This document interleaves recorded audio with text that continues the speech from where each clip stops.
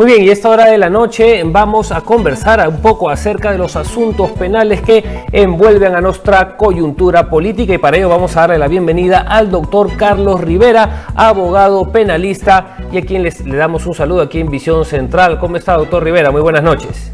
Buenas noches, estimados amigos. Un gusto saludarlos. Bien, doctor, coméntenos a usted qué le parece, usted que es un abogado que tiene larga experiencia defendiendo a causas, digamos, de desapariciones forzadas, ¿no? A las víctimas de la época del terrorismo y del conflicto armado interno. Esta propuesta del Ejecutivo para declarar, ¿no?, el día de ayer como Día de las Personas Desaparecidas durante la violencia en 1980 y 2000. ¿Coincide con quienes dicen que es una afrenta a la Policía Nacional porque se celebra el Día de la Patrona, que es Santa Rosa de Lima? ¿O coincide también, quizás, por otro lado, con la explicación del ministro de Justicia, Chero, que tiene que ver con el Día Internacional, ¿no?, de las Personas Desaparecidas? Mira, sí, yo me he sorprendido, te soy sincero, creo que el único término que uno puede utilizar en estas circunstancias es la ignorancia de algunos políticos, ¿no? O sea, no es que se le haya ocurrido al gobierno en un afán de desmerecer el Día de Santa Rosa de Lima, sino que el 30 de agosto de todos los años ha sido declarado por la Asamblea General de Naciones Unidas como el Día Internacional de los Desaparecidos. Y creo que Perú simplemente pretende replicar una efemérides que Naciones Unidas ha establecido. Y digamos, Naciones Unidas, yo me imagino que no tiene ningún ánimo de animadversión con ningún santo peruano o santa peruana, digamos. Creo que el cuestionamiento a una decisión de gobierno de esa naturaleza me parece que simplemente da cuenta de un absoluto desconocimiento de lo que desde Naciones Unidas se viene haciendo en la búsqueda, en el afán de búsqueda de personas desaparecidas. Claro, pero coincidió también con esta ceremonia a la cual no acudió el presidente Castillo, ¿no?, de celebración de la Policía Nacional. Sí, eso sí me parece un gesto absolutamente inadecuado. Me parece que hoy día el señor Carlos Basombrío, que ha sido ministro del Interior, decía que es la primera vez en la historia que un presidente de la República tiene un gesto de esa naturaleza, de no asistir a las ceremonias por el Día de Santa Rosa y por el Día de la Policía Nacional.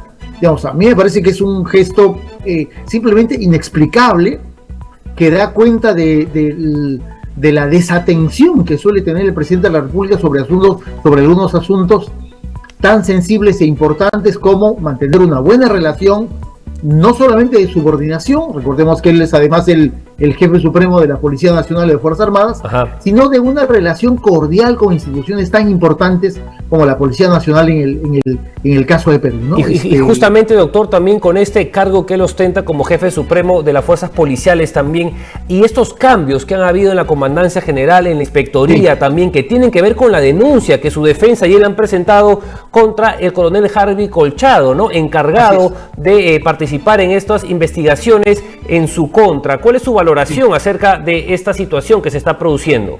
Mira, no tengo ninguna duda, ¿no? Más allá de los defensores del gobierno que dicen, no, que él es el jefe supremo y puede hacer esos cambios, en realidad nadie está cuestionando la legalidad, ¿no?, o que el presidente tenga la facultad y la atribución constitucional de hacerlos. En realidad esa no es la discusión. La discusión es la razón, ¿no es cierto? Y ahí sí, yo estoy absolutamente convencido que estos cambios, además que, digamos, no es época de ese tipo de cambios. Normalmente los cambios en la policía y en las Fuerzas Armadas se suelen dar en el mes de diciembre o a inicios del mes de enero, digamos.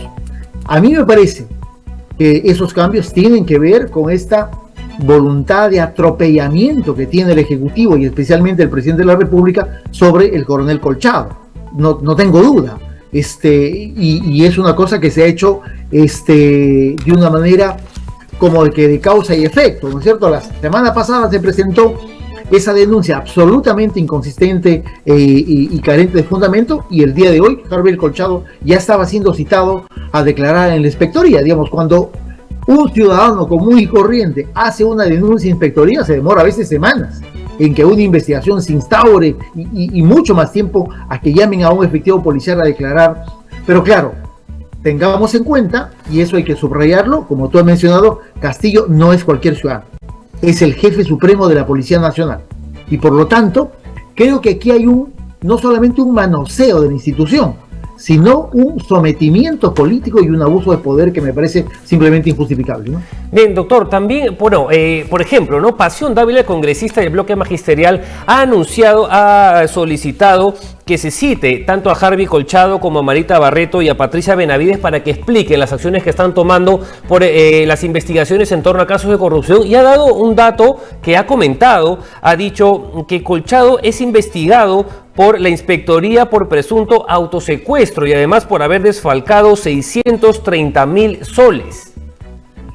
Mira, te soy sincero que no tenía conocimiento de una situación de esa naturaleza, ¿no? El coronel Colchado, desde el momento en el que él fue jefe de la DIVIAC, ¿no? Él ha tenido una línea de ascenso, yo diría importante, ¿no? En la Policía Nacional. Y me extraña de que supuestamente existiendo hechos tan graves como los que ha denunciado o ha anunciado públicamente el congresista Dávila del bloque magisterial, la policía no haya tomado en consideración esos asuntos y más bien haya mantenido una línea de ascenso, yo diría, regular del ahora coronel Colchado. Pero digamos, creo yo que esa acción de citar a la fiscal de la Nación y al propio Harvey Colchado al Congreso de la República, primero, de nuevo, en el ámbito legal es una acción estrictamente constitucional. Los congresistas tienen esa atribución de citar a altos funcionarios o a otro tipo de funcionarios públicos, inclusive personas en particular. Pero ojo, habría que recordarle al señor Pasión Dávila que lo mismo hacían los anteriores gobiernos, ¿no es cierto? El fujimorismo, cuando controló el Congreso con sus 76 congresistas, llamó a cuanto funcionario público estaba en contra de sus intereses.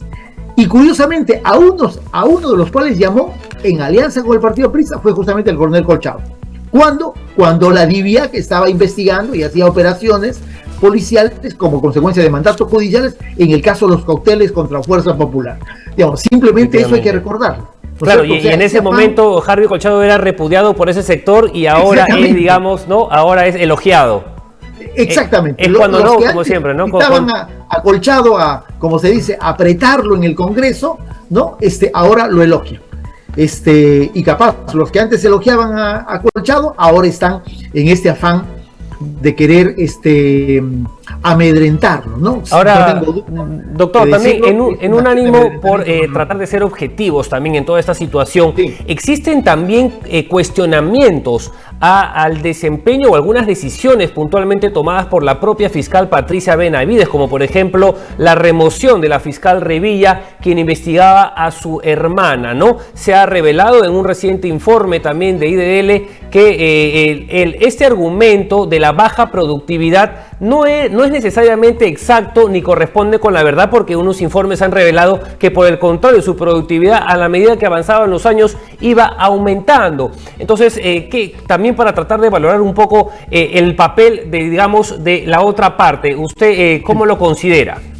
Mira, considero que el reportaje me parece que nos da luces que no se tenía hasta ese momento, ¿no? Porque claro, había un hecho muy concreto. La señora Bersabe Revilla, fiscal suprema adjunta, había sido separada del manejo de unas investigaciones que comprometían nada menos que a la hermana de la ahora fiscal de la Nación. Y claro, pero sobre eso habría que señalar, como lo hemos venido señalando, oye, nos parece bastante bueno, bastante correcto, y de verdad, sin precedentes, la acción de la Fiscalía de la Nación sobre un presidente de la República. Nunca antes un presidente de la República había tenido 6 investigaciones. Y creo que eso tiene mucho que ver con la decisión que Patricia Benavides ha mostrado en el ejercicio del cargo. Por lo tanto, desde ese punto de vista hay que saludar esa acción de investigación del Ministerio Público. Pero también hay que ser lo suficientemente claros, y yo diría casi tomarle la palabra a la fiscal de la Nación cuando ella se inauguró diciendo que nadie tenía beneficios en el ejercicio de su cargo, ¿no es cierto? Y que iba a primar un principio de transparencia. Lo que se le ha estado exigiendo y ahora cuestionando a la fiscal de la Nación es que ella no ha debido tomar una decisión como la de sacar del cargo o del manejo de las investigaciones que sobre su hermana existen a la fiscal Revilla, porque en realidad se crea una sensación de que hay un ánimo de favorecimiento. ella, Patricia Benavides, como fiscal, sabe perfectamente que una de las formas más adecuadas y más eficaces de malograr una investigación es sacando al fiscal del caso. Te lo digo como abogado litigante. Las veces que en un caso uno tiene a un fiscal ya empapado en la investigación, en el manejo del caso, el fiscal es cambiado, lo que normalmente ocurre es que hay un bajón totalmente notorio de la investigación. Porque claro, una cosa es aparentar ser el fiscal, ¿no es cierto? Y otra cosa es el conocimiento adecuado de una investigación.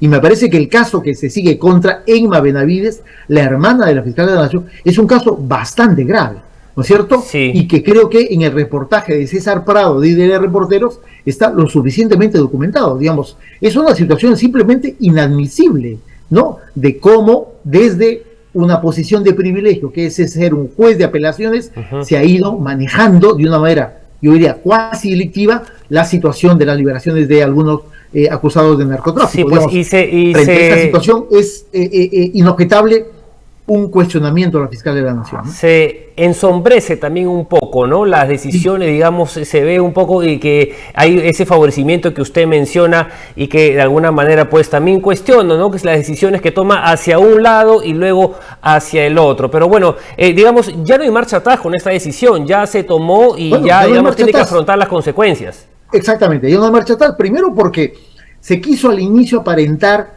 el cambio de Bersabe Revilla con un ascenso, ¿no? Ya, digamos, también el reportaje de Prado nos da cuenta de que ese ascenso para la señora Revilla resultaba inadmisible, porque la colocaron debajo de alguien que ella estaba investigando, que es este señor, sí, de apellido Egas, si mal no recuerdo. Y tras la renuncia inmediata de Bersabe Revilla, obviamente el daño que se ha generado a la investigación sobre la hermana de la fiscal de la Nación, a mí me parece que es un daño irreparable en el curso y también ante la opinión pública. Bueno, esperemos que se pueda, digamos, otorgar mayores luces en los próximos días y trate de aclarar la situación para no ensombrecer, como le decía, todo el resto de investigaciones. Muchísimas gracias al doctor Carlos Rivera, abogado penalista, por estar esta noche con nosotros en Visión Central. Muy amable, por la invitación. Hasta pronto. Listo, ahí lo teníamos, un análisis bastante completo.